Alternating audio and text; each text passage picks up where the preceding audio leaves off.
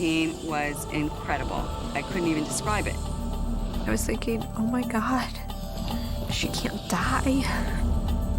I don't know what's going on, but there's something wrong with me. Survival is limited to probably 12 to 18 months. I was really scared. I didn't marry her just to be with her for 10 years. I married her to be with her until we both got old. Next, two medical mysteries that defied the experts. Little did Linda Charles know that when she got her first cavity at age 5, it would mark the beginning of a 50-year struggle with a condition that would baffle doctors and eventually consume her every waking moment. I absolutely had a sense of losing control of my life, that it was no longer in my hands. Then, Jennifer Gershman's very ordinary life is turned completely upside down when she gains a couple of pounds with very deadly consequences. I knew that was really serious. I was sure that I didn't have that. When illness strikes, we look to doctors to give us answers. But what if they can't? For these unlucky patients, diagnosis is a mystery.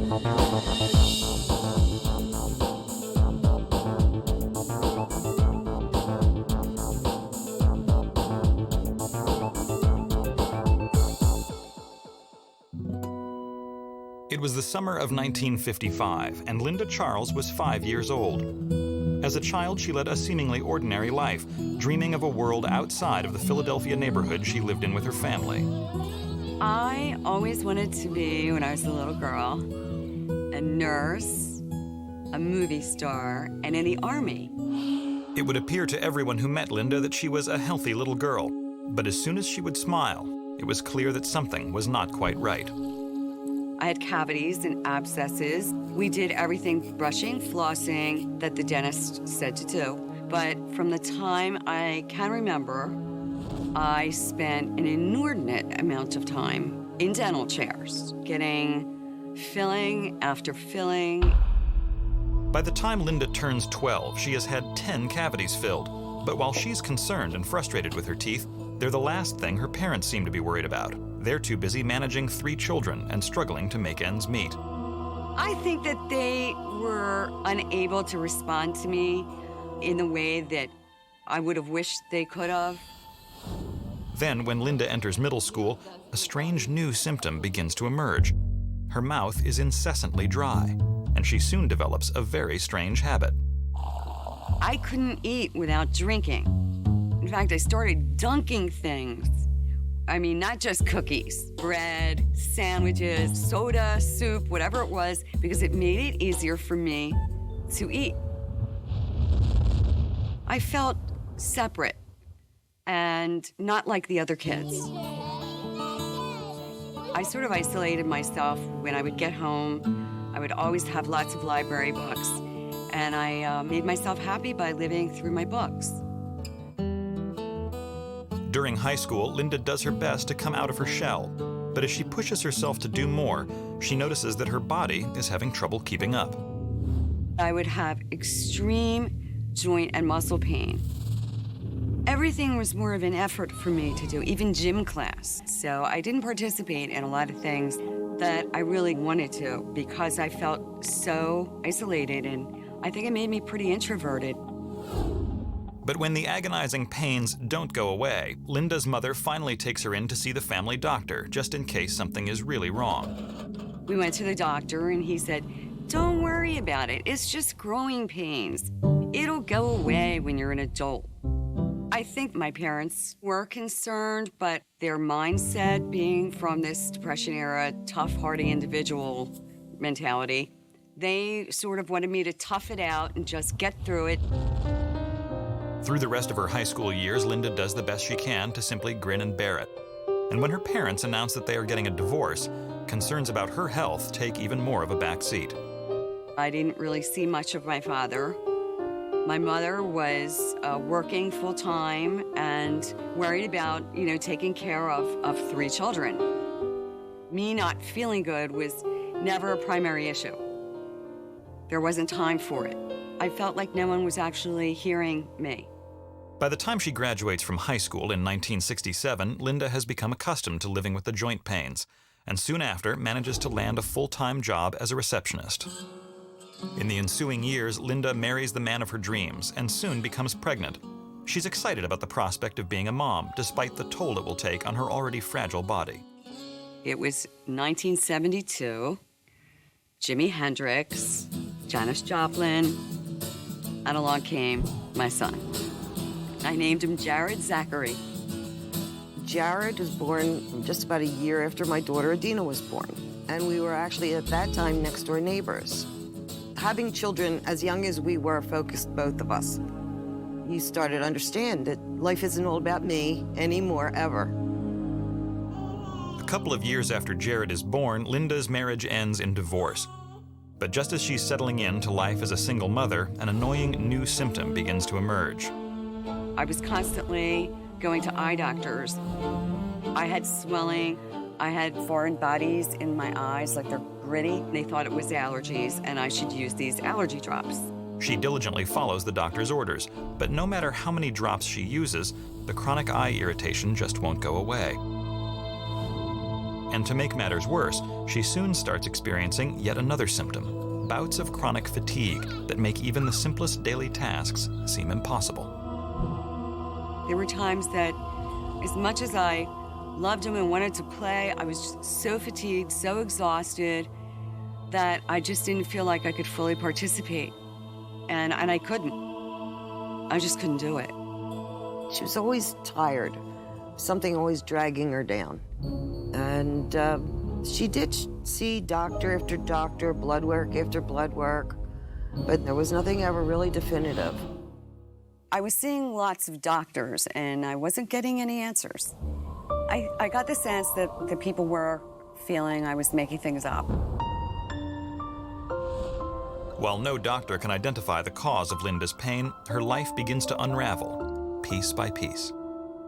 I used to get fired a lot, truthfully, because if you're sick and you have a new job and you're out for a day or two here and there, within a few months, they say bye.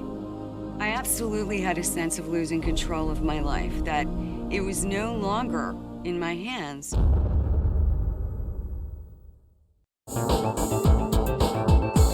Linda Charles has hardly known a day in her life without pain. Some days her joints ache so much she can barely walk. Her eyes randomly swell, and no doctor has been able to pinpoint just what's causing the bizarre and seemingly unrelated symptoms.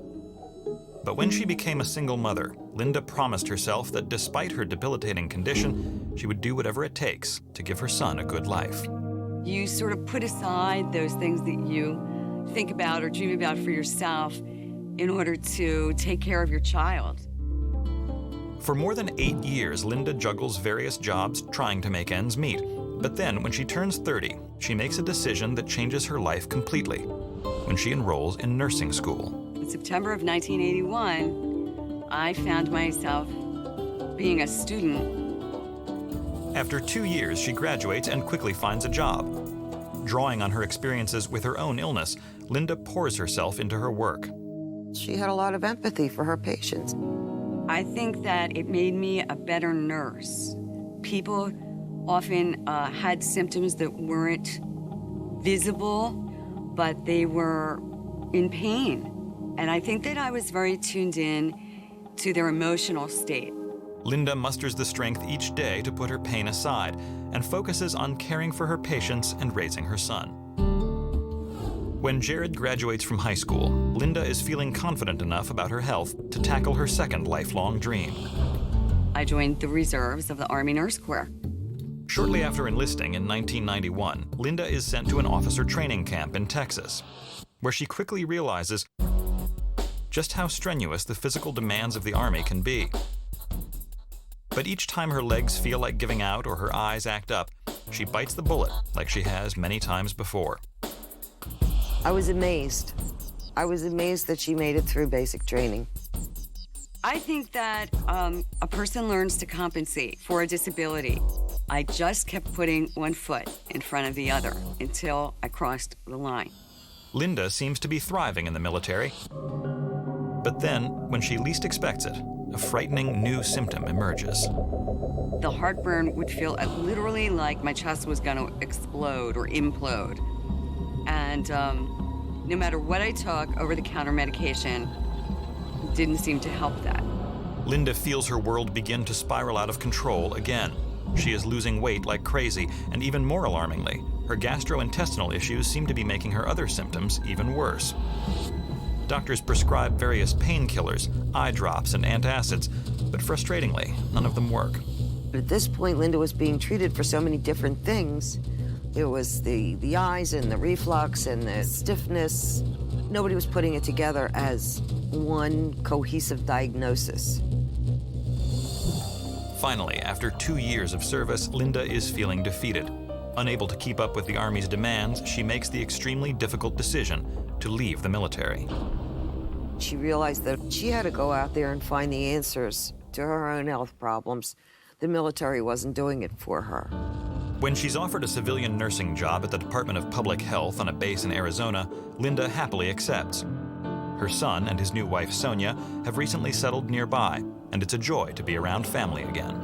There was a tremendous sense of relief that I was with two people that I loved and I felt safe with. Despite the comfort of a less rigorous schedule, Linda is still burdened by terrible stomach aches and soon makes an appointment with the gastroenterologist at her new hospital. I was examined for gallstones, for a gallbladder workup because I just had so much pain in the area of the gallbladder. For the next 3 days, Linda anxiously awaits the results, praying that she will finally have a solid diagnosis. But when the findings come in, she's no closer to an answer. Her gallbladder seems to be perfectly fine, and her doctor can't offer any advice. That wasn't very reassuring for me to hear because I was in pain and I was miserable. Dejected, Linda tries to marshal on like she always has, but the joint pain, intestinal discomfort, and fatigue are beginning to overwhelm her. Now it's taking everything she has in her just to get to work each day. She would come home and she would lay down and she would have to rest. Every time I would go to eat, the food would almost regurgitate on me, right after I ate it, and I would get really nauseated and have just incredible burning sensations in my chest and my throat, and sometimes even in my mouth. Then, one afternoon in 1994, while in the throes of another bout of stomach pain, Linda shows up at the hospital for her shift.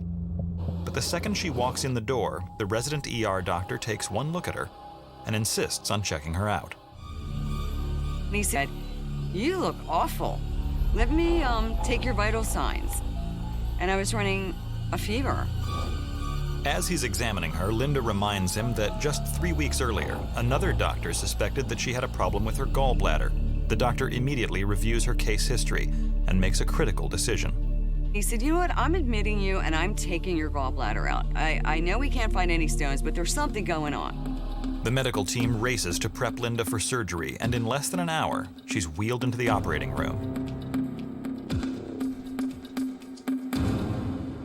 Once they've removed her gallbladder, they immediately send it to the lab, hoping to find some clue as to what's been causing Linda so much misery. 2 hours later, as Linda slowly regains consciousness, she notices that something is very different. I immediately felt better. I really did. I think acutely, immediately, I got some relief. A week later, I had a post-operative visit with the surgeon. And he said, "Linda, I got this very odd pathology report." Linda is completely shocked when he explains that the tests detected a small hole in the bottom of her gallbladder. He said, "Linda, it appeared to the people doing the pathology report that the bottom of your gallbladder had literally been eroded by acid, and the contents were dripping into your stomach, which was why you were sick." The doctor speculates that bile, a highly toxic acid, had been accumulating in Linda's gallbladder rather than being released into the intestines to aid in digestion. As a result, the acid eventually ate through the lining of her gallbladder, causing the bile to leak into her abdomen. This in turn triggered the searing pains she felt every time she ate. He had no idea why anything like that would happen. He had no idea why. The surgeon assures Linda that while he has no definitive answer as to the cause, he does expect that she will have a much easier time digesting food now that her gallbladder has been removed. Sure enough, Linda's stomach gives her no more trouble. Unfortunately, she continues to experience joint pain and chronically swollen eyes. Linda put up a really good front. I think she masked a lot of her pain. 3 years later, she's feeling well enough to venture out on her own again and decides to move across the country. Little does she know that this seemingly routine trip would soon turn into a living nightmare. My best friend Carol lived in Florida for over 20 years, and I'd always wanted to live in Florida. And I thought, why stop now? On my way there, driving for 3 days, my left eye started to hurt. The pain was incredible. I had never experienced that kind of pain. I couldn't even describe it. Miraculously, Linda completes the 1,200-mile trip, and as soon as she arrives, Carol takes her to an optician who immediately refers her to a corneal specialist. You know, he said to me, you have a very serious condition. You have a dendrite in your eye, and you could lose your vision in your left eye. Like a cold sore, the lesion or dendrite on Linda's cornea is caused by the herpes simplex virus. Up to 95% of the adult population has suffered from herpes simplex 1 at some point in their lives, but very rarely is the infection found in the corneas. The causes are unknown, but it is treatable. Linda is immediately put on antibiotics and told she cannot go anywhere without wearing protective glasses. Carol, at this point, was driving me everywhere. I couldn't work.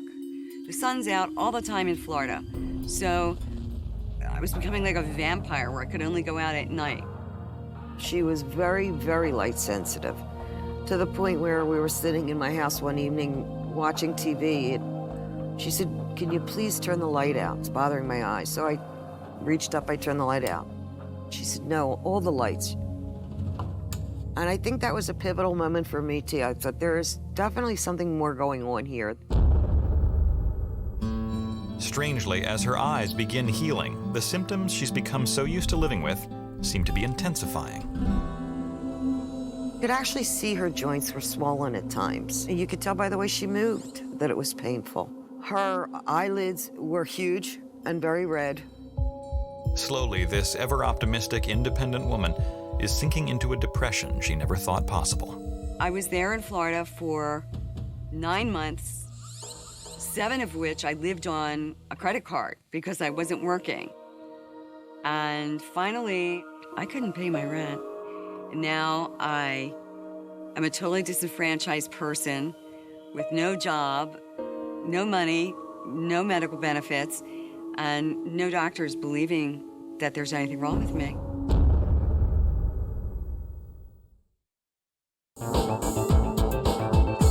Linda Charles has been living with crippling gastrointestinal issues, agonizing joint pain, and chronically dry, swollen eyes for more than 30 years. As she recovers from a series of terrifying eye problems that almost left her blind, she's finding it increasingly difficult to keep up with the demands of her nursing career. And for the first time in her life, she's nearing a breaking point. The saddest thing that she said to me was, "You know when you want to have a really good cry?" And I said, "Yeah." She said, "Well, you know, I can't cry anymore. I have no tears." It was the most depressing time of my life, feeling like I had a heavy black cloak that I was dragging around with me because the depression was that disabling. Linda's eyes have become so light-sensitive that she can't leave the house. And since her move to Florida 9 months earlier, she's used up all of her savings.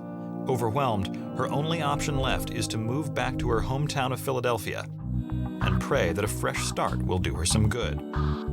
But when she visits her doctors back home, they can't seem to find anything wrong with her at all.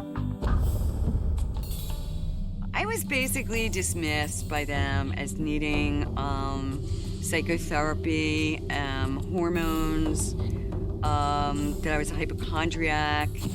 You know, I just needed to go be referred to the psych department for therapy. Fed up, Linda decides to take things into her own hands and begins frantically researching medical centers in the Philadelphia area. Ultimately, she comes across Will's Eye Hospital and makes an appointment with ophthalmologist Peter Leibson. When I first saw her, Linda had joint pains, some dental problems, and Linda had some GI problems. All of these things combined made me think that this might be something more than just dry eyes. After performing a thorough exam, Dr. Leibson is convinced that there's more going on than meets the eye. Working on a hunch, he decides to run a few more targeted tests on Linda. First, he measures the function of Linda's tear film, the lubricating protective layer on the surface of the eye. We have the patient blink and open their eye. When they blink and open their eye, the tear film is spread across the surface of the cornea. The tear film breakup time is normally 10 seconds. If the tear film is unstable, it is maybe 1 or 2 or 3 seconds in a patient who has dry eyes. Just as Dr. Leibson suspected, Linda's tear film breakup is clocking in at only 2 seconds. Next, he performs a test to see how well her actual tear ducts are working. We measure the production of tears over a 5-minute period. We put a small filter paper strip into the lower lid and have the patient close their eyes for a 5-minute period. And we can measure the amount of wetting of the strip in this period.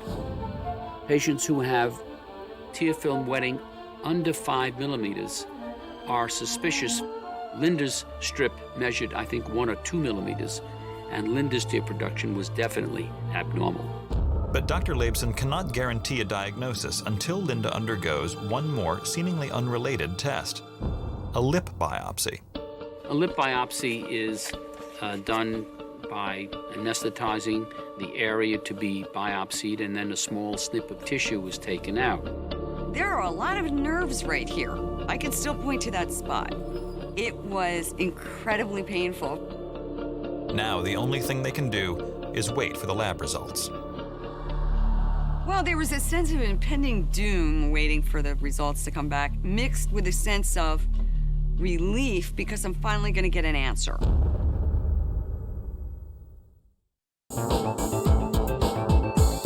Linda Charles has been battling a series of mysterious symptoms her entire life. Crippling muscle and joint pains, eye problems that have left her nearly blind, and bouts of gastrointestinal issues that were so bad she had to quit her nursing job. Now, 50 years after she first started experiencing the bizarre symptoms, one doctor seems to have found a solid clue as to what's been causing this strange constellation of medical issues. For the first time, I felt that this man was going to hear me and that maybe he had an answer. 3 weeks after the tissue sample of Linda's lip was sent off to the lab, the findings finally come in. The test results finally revealed that Linda's diagnosis was Sjogren syndrome. Sjogren's syndrome is a chronic autoimmune disorder in which a patient's white blood cells attack the body's moisture-producing glands, such as the tear ducts and salivary glands. It can also sap other organs of moisture, including the kidneys, liver, blood vessels, and the central nervous system. In severe instances, such as Linda's, it's almost as if the body is being slowly drained of its fluids. The exact cause of Sjogren's syndrome is not known, nor is it clear exactly how it caused Linda's bizarre gastrointestinal problems. It's not clear how Linda's gallbladder problem is related to Sjogren syndrome. In studies, about 10% of patients with Sjogren's do have GI problems. Suddenly, all of the symptoms Linda has had since she was a little girl make sense. Linda's chronic dry mouth is caused by a lack of saliva, which in healthy individuals breaks down food caught in the teeth. This protects the teeth from bacteria, which cause tooth decay. But in Linda's case, her body has such a difficult time producing saliva that she was left with a mouth full of cavities. Also, Sjogren syndrome may cause the fluid in joints to decrease. Joint fluid acts as a vital lubricant to cushion the joint and ensure proper functioning.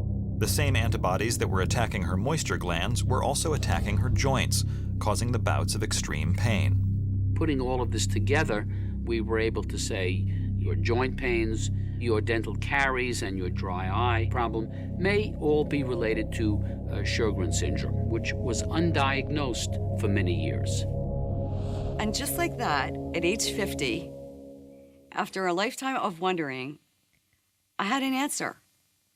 And that moment was bittersweet. Because, yes, I had an answer. But what does this mean for my future? Do I even have a future? What happens now? Sjogren's is not fatal. It's just very, very, very uncomfortable. There is really no cure for the various problems related to Sjogren's. We treat the symptoms. Dr. Leibson immediately prescribes synthetic moisturizers which alleviate some of the joint pain and eye problems, as well as an immunosuppressant that should help keep Linda's immune system in check. While the treatment is by no means a cure-all, for the first time in her life, Linda begins to feel as if her body has turned a corner. I believe my symptoms are more under control. I think she's doing much better than she was before. She's just learned how to work around it. When she's feeling good, she puts everything into that time. As Linda learns more about the disorder that has plagued her throughout her entire life, she realizes just how lucky she was to have been diagnosed at all. Despite estimates that 2 million people have Sjogren's in the United States, it's often difficult to diagnose because its hallmark symptoms, dry mouth and dry eyes, are so common. Dry eyes are probably the most common disorder people have coming to a doctor's office. Ophthalmologists and the family doctors who see patients with dry eye have to think carefully that Sjogren's may be present. Today, Linda is a passionate volunteer with the Sjogren's Foundation, educating others about the disease. I've learned to join into the Sjogren's Syndrome Foundation and that could be an empowering experience. I'm not letting this disease stop me from doing anything or living my life. I'm gonna go out kicking and screaming. While Linda Charles spent more than 50 years battling one medical issue after another, Jennifer Gershman was the picture of perfect health for most of her life, until a seemingly harmless symptom left the young mother fighting for her life. In the beginning of 2006, 38-year-old Jennifer Gershman was at the top of her game. A former personal trainer, she'd committed herself to staying in great shape, even after her son Jason was born. An average day for me was waking up with Jason, getting ready for preschool, going to the gym, working out, seeing my friends, spending time with my husband. Things were great, you know? Jennifer really prides herself on being a great stay-at-home mom. But then, in the summer of that year, Jennifer begins noticing that her weight is fluctuating more than she's used to. I started gaining just a lot more water weight with each of my monthly cycles. Jen had been talking about the fact that she just felt really bloated, really blah. She didn't know why. I was gaining 5 or 6 pounds, and it was mostly in my belly, and I thought it was just because I was getting older. I was 38. It was weird, but, you know, every month I would kind of lose it. Jennifer is disturbed by the pattern she's seeing. So she starts spending more and more time at the gym, hoping to keep the scale in check. We had to look at our budget and take things out. One of the things that was kind of untouchable, kind of like Social Security, was her gym membership. You just didn't fool with that. But despite the fact that Jennifer is spending more than 10 hours a week at the gym, she just can't seem to stop the monthly weight gain. I definitely knew something was wrong when I was at the gym and a woman that I didn't know asked me if I was expecting, and I said no. The woman's comment pushes Jennifer over the edge. Now she's determined to find out once and for all what's causing the intermittent weight gain. She immediately schedules an appointment with the family doctor. At first, when she saw my ankles, she didn't seem to get too concerned or excited. Just out of curiosity, I wanted her to take some hormone tests. I had been feeling some fatigue. The doctor agrees to run a battery of blood tests, hoping that they'll identify what's triggering the monthly weight gain. But when the results come in, every single test is normal. Jennifer is relieved to hear that she's okay, but she's thrown for another loop when a disturbing new symptom suddenly emerges. A very close girlfriend was getting married in New York, so my husband and I went to New York for the wedding. And when I came back up to my hotel room and I took off my shoes, I had a clear indentation around the top of my foot. I had no definition around my ankle bones at all. By the time they return from their trip, the swelling in and around Jennifer's ankles has strangely vanished on its own. Then, just 2 weeks later, the swelling returns with a vengeance. My husband and I took Jason to a friend's house for dinner, and my girlfriend is a nurse. And when I showed her my feet, she told me that that was edema. Edema is swelling or puffiness caused by water that is trapped in the tissues of the body. It can be a warning sign of congestive heart failure or of kidney, liver, or thyroid disease. Our friend said, no, this is not normal. You need to go to your doctor and you need to get it, you need to find out what this is. For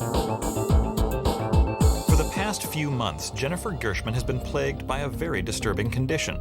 Every month, she gains more than 5 pounds, and then, almost overnight, the weight mysteriously disappears. Now, a friend who is a nurse thinks Jennifer is suffering from edema, severe swelling caused by fluid trapped in the body's tissues. Alarmed, Jennifer visits her doctor, hoping that this time she'll be able to figure out what's causing the bizarre swelling. She kind of pushed on my legs a little bit to see if it was pitting, meaning if, you could make an indentation in the skin, and it was, and then the skin would fill up again with fluid. The doctor quickly confirms that Jennifer is suffering from edema and orders a thorough round of blood and urine tests, hoping that she'll find the clue she needs to identify the cause. And once she took the blood and urine tests, I felt like, oh, okay, once they come back, they're gonna figure this out. But when the findings come back, they're no closer to solving the case. There wasn't anything that jumped out at her, nothing, that showed any clear problem, but she did say something about my protein levels in my blood being low. I thought, well, I eat a lot of protein. That's weird. The doctor assures her that the low protein levels are really nothing to be worried about. More frustrated than ever, Jennifer walks out of the office, wondering if she'll ever have an explanation for her bizarre symptoms. It just led to more confusion and more stress because, all these tests are coming back normal, but there's definitely something wrong with her. And when the fluid retention came back the following month, I was really frustrated. I would actually feel my belly shake. It felt like I was wearing almost like a fat suit. It felt like I just wanted to take it off. My doctor kept telling me to go home and put my feet up, but you can't. When you have a 4-year-old at home. Nice, 5 months after the edema first set in, Jennifer feels trapped in her body, and once simple tasks begin to require monumental effort. It was getting hard to kneel down if I wanted to kneel down to my son's level. That's where I really felt the tightness in my legs. I was miserable just about the way I looked, about the way I felt, and also I was really concerned. Then, just when Jennifer doesn't think it can get any worse, she reaches the end of her rope. We were getting ready to go to Florida, and while I was packing, I had so much fluid retention in my legs and my ankles and my feet. I was in tears. I couldn't pack. I had to put my feet up on pillows, and I just remember calling my mother just in tears, just saying something is wrong with me and they can't find it. Jennifer does her best to grin and bear it and heads down to Florida with the family. But throughout the trip, she's beside herself. In fact, her feet are so swollen, she can't even put shoes on. On the 3rd day, Jennifer breaks down and calls her doctor back home. I told her, at this point, I'm really scared. I said, I don't know what's going on, but there's something wrong with me, and now I don't know what to do. The doctor promises her that as soon as she gets back from Florida, she'll perform a specialized test that she hasn't run yet. She said, we're gonna collect your urine over the course of 24 hours, we're gonna look at it, and we're gonna figure it out. So she was really anxious to get back and have the 24-hour urine test done immediately. As soon as they land, Stephen rushes Jennifer to the doctor's office, where she leaves a sample to be tested. But no one could have prepared them for what the findings would reveal. My doctor called me the next day, and she said, You're losing protein in your urine. Protein is supposed to stay in your blood. In a healthy individual, the kidneys process various blood proteins, which help to regulate cell function and the immune system. The fact that these essential proteins are showing up in her urine is a pretty solid indicator that her kidneys are malfunctioning. For Jennifer and her family, the news is a complete bombshell. When she told me that there was a problem with my kidneys, I wasn't happy about that. I was scared that my sister would end up on dialysis. And I thought, oh my God. Her primary care physician immediately refers Jennifer to kidney specialist Dr. Andrei Kuznetsov. While I was telling Dr. Kuznetsov all of my symptoms, he just listened, tried to explain to me in layman's terms what was going on with my kidneys. Well, normally people have very, very tiny amounts of protein in the urine, under 30 milligrams that one can excrete per day. She had more like 6,000. Every 24 hours, the kidneys perform a life-sustaining job of filtering and returning about 200 quarts of fluid. About 198 of those quarts are recycled back into the body, and about 2 quarts are removed from the body in the form of urine. Dr. Kuznetsov goes on to explain that the extreme edema Jennifer has been living with is also a clear sign of a problem with her kidneys. When the kidneys are damaged, they can't get rid of the body's extra salt and water, forcing the fluids in the kidneys to go somewhere else in the body. There was a quite significant amount of swelling, and she had gained probably 10 pounds of weight, which was all pretty much fluid weight. All of Jennifer's symptoms point to one very clear and terrifying conclusion. Most of the time, we deal with decreased kidney function, but in her case, it was a constellation of clinical findings consistent with what's called nephrotic syndrome. Nephrotic syndrome is a disorder in which the kidneys have somehow been damaged. It's an extremely rare condition affecting approximately 2 in every 10,000 individuals. But nephrotic syndrome is itself only a symptom, indicating a much larger and serious problem with the kidneys. I asked him, do I have nephrotic syndrome? And he said, you do. We need to find out why.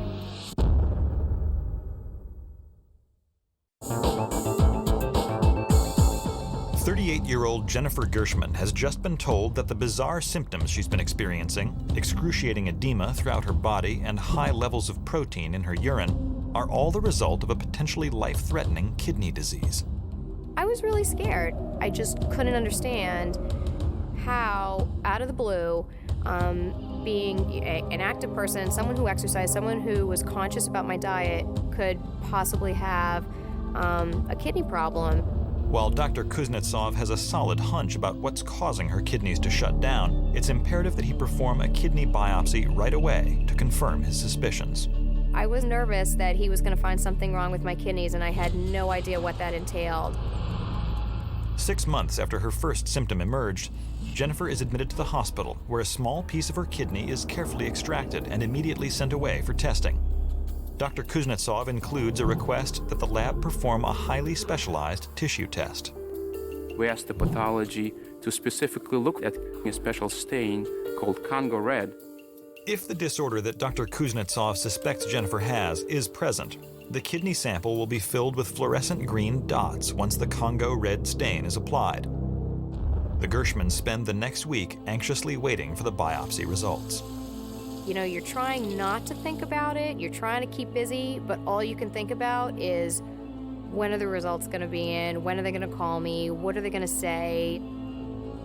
Finally, 5 days later, Dr. Kuznetsov picks up the phone to call Jennifer and tells her the news that will change her life forever. It was found that the Congo red test was positive, and it was positive for what's called amyloid. Jennifer had amyloidosis. Amyloidosis is a rare and potentially fatal disease that occurs when infection-fighting white blood cells created in the bone marrow are somehow converted into abnormal proteins called amyloids.